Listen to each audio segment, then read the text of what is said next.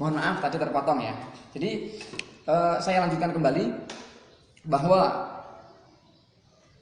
sebuah negara akan diakui, akan resmi menjadi sebuah negara, salah satu syaratnya adalah apabila ada pemerintahannya. Ya.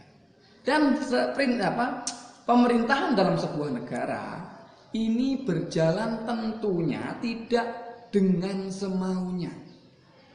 Pemerintahan dalam sebuah negara pasti tidak boleh dijalankan dengan semaunya. Ada prinsip-prinsip, ada pedoman-pedoman yang harus diikuti.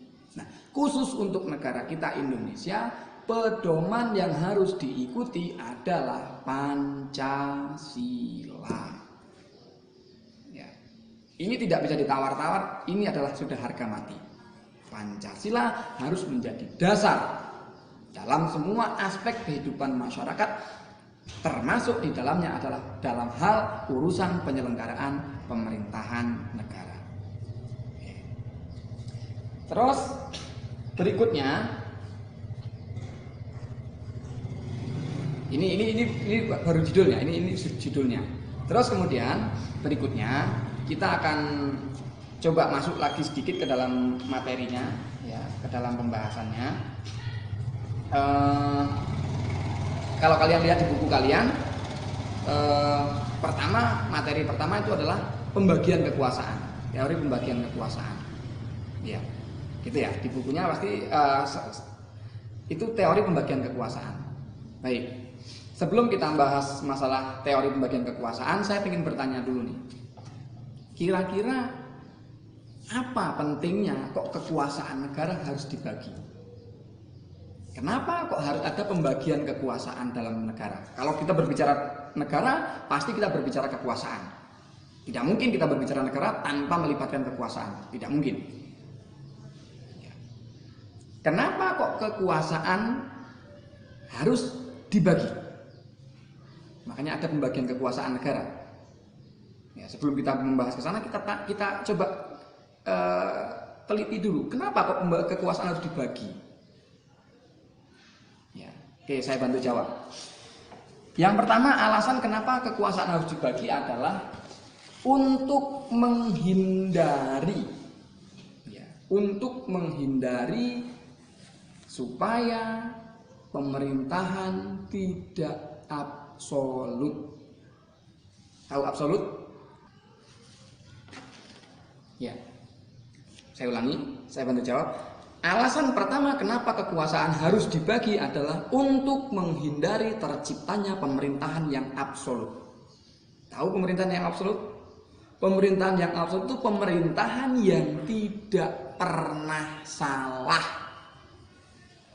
Satu, pemerintah tidak pernah salah. Yang kedua, kalau pemerintah salah kembali ke pasal 1. Ini pemerintahan yang absolut. Nah, ini sangat dihindari. Kenapa? Karena sangat berbahaya. Pemerintahan yang absolut sangat berbahaya. Ya.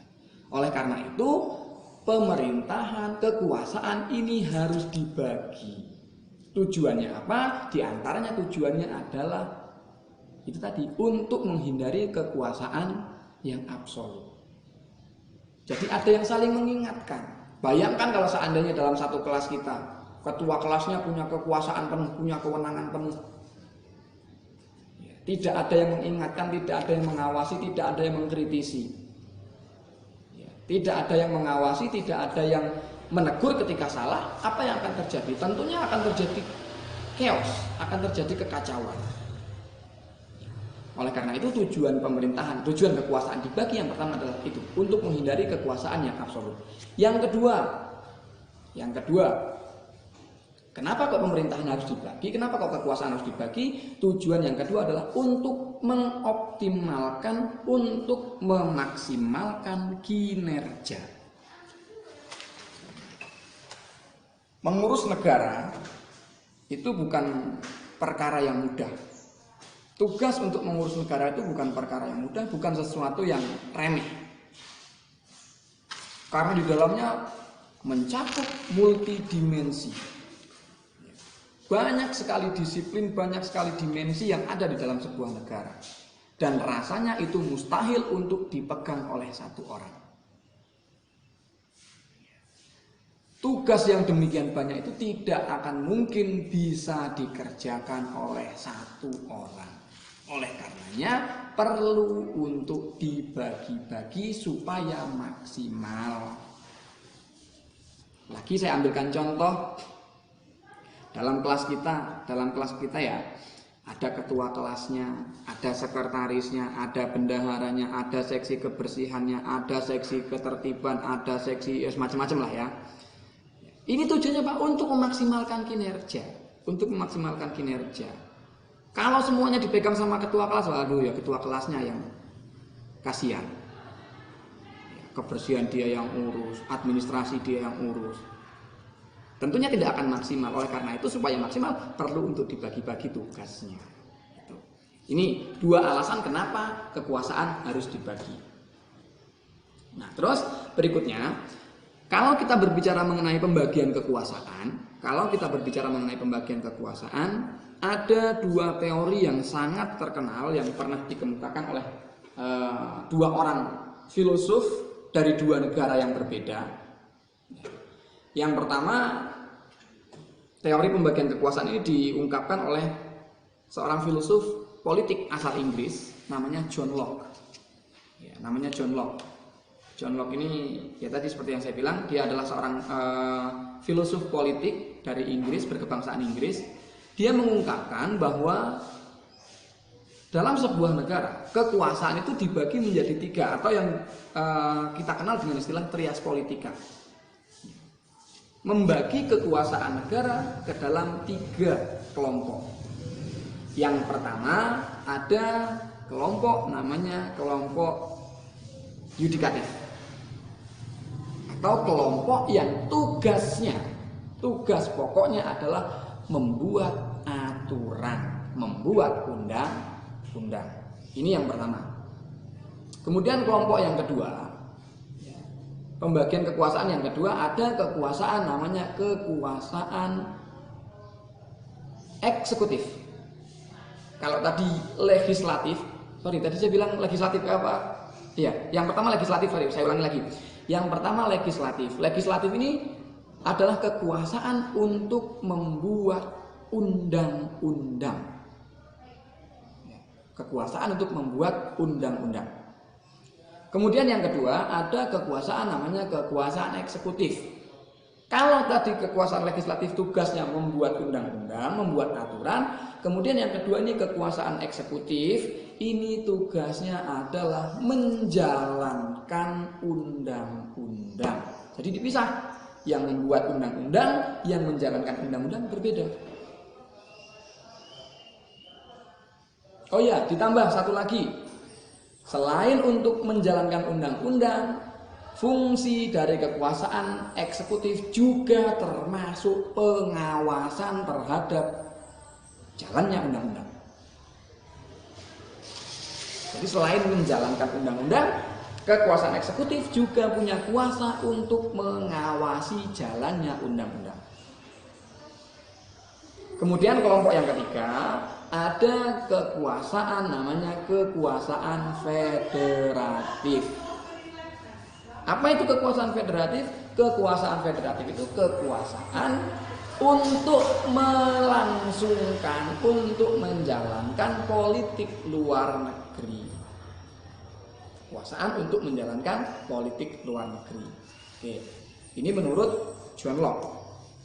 Kemudian pendapatnya John Locke ini dikoreksi oleh seorang filosof politik juga berkebangsaan Prancis namanya Montesquieu. Menurut Montesquieu, apa yang disampaikan oleh John Locke tidak sepenuhnya benar, meskipun tidak sepenuhnya juga salah. Makanya Montesquieu mengkoreksi teorinya John Locke, dikoreksi oleh Montesquieu. Menurut Montesquieu begini, kekuasaan itu ada tiga macam juga, betul, memang ada tiga macam yang kita kenal dengan trias politika itu. Ada kekuasaan legislatif. Yang pertama kekuasaan legislatif. Kekuasaan legislatif ini kekuasaan untuk membuat undang-undang, membuat aturan. Kemudian yang kedua ada kekuasaan eksekutif. Kekuasaan eksekutif. Kekuasaan eksekutif ini adalah kekuasaan untuk menjalankan undang-undang. Titik, sampai di situ.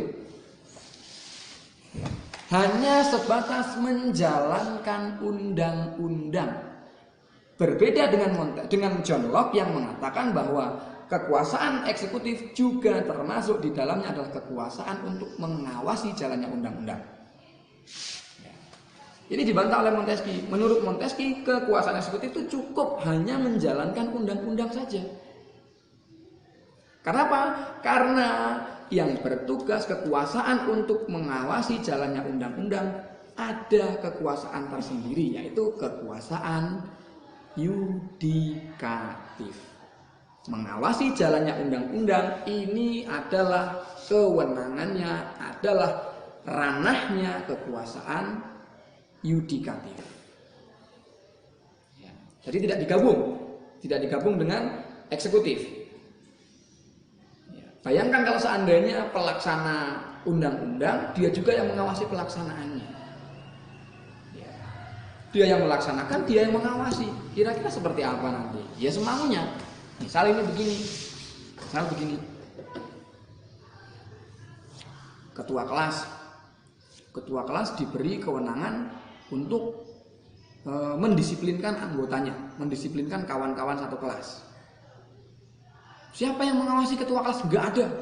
Ketua kelas sendiri yang mengawasi dirinya. Maka ketua kelasnya pasti akan semaunya. Allah yang nulis saya, yang nyatet kalau terlambat saya, yang nyatet nggak ikut upacara saya, yang nyatet nggak piket saya. Ya saya mau nggak piket apa? Tinggal saya tulis saja. Saya piket padahal tidak piket. Saya upacara padahal nggak upacara. Ini kalau eksekutif digabungkan dengan yudikatif. Selain melaksanakan, dia juga melakukan pengawasan. Ini berbahaya. Maka menurut Montesquieu ini dipisah.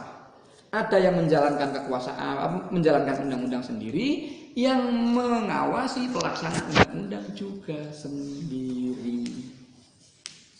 Ya. Inilah pembagian teori kekuasaan. Lalu